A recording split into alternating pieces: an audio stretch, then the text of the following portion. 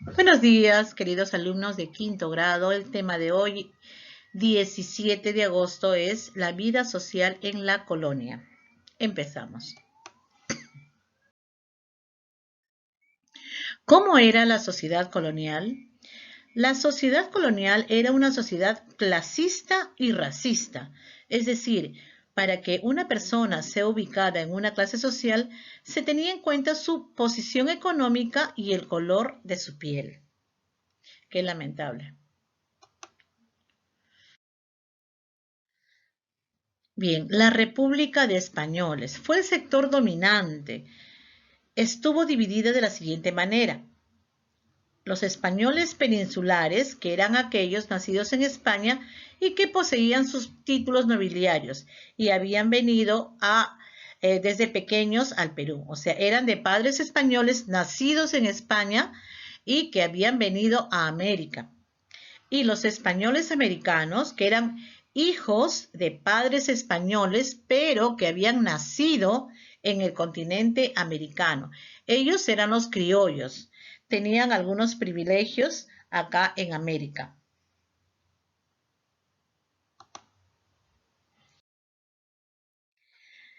Luego vienen los mestizos. ¿Quiénes eran los mestizos?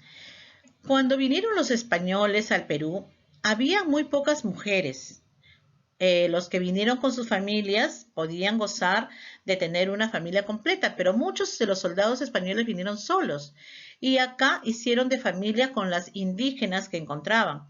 Muchas indígenas de la nobleza cusqueña se unieron a los españoles, dando lugar a la raza mestiza. ¿Quiénes eran los mestizos? Eran los hijos de españoles con las indígenas. Conformaban la clase media y también conformaban el pueblo. Depende su poder económico. Los mestizos no pagaban tributos ni rendían servicios personales. Ellos eran unos artesanos con privilegios, pintores, escultores, campesinos libres y también componían el bajo clero. Vamos a hablar de Bartolomé de las Casas. Fue defensor de los derechos de los indígenas en los inicios de la colonización de América. Fue un fray de los dominicos, de la orden dominica, que estuvo conmovido por los abusos que los colonios españoles cometían contra los indígenas.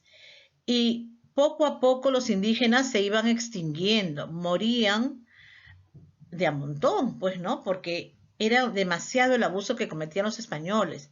Entonces, esto originó que Fray Bartolomé de las Casas comenzara una campaña para defender los derechos humanos de los indios. Él mismo era encomendador y renunció a su encomienda, ¿no? Para poder dar el ejemplo de que no quería tener esclavos en sus tierras. Escribió al rey de España muchas cartas hasta que le conmovió el corazón y el rey de España, al ver también las rebeliones que habían en América contra la dominación española, decidió eliminar las encomiendas y imponer las intendencias gracias a Bartolomé de las Casas. El indígena se vio un poquito favorecido. Cuando llegaron los españoles y acá se juntaron con los indígenas, dieron origen a grupos raciales diferentes.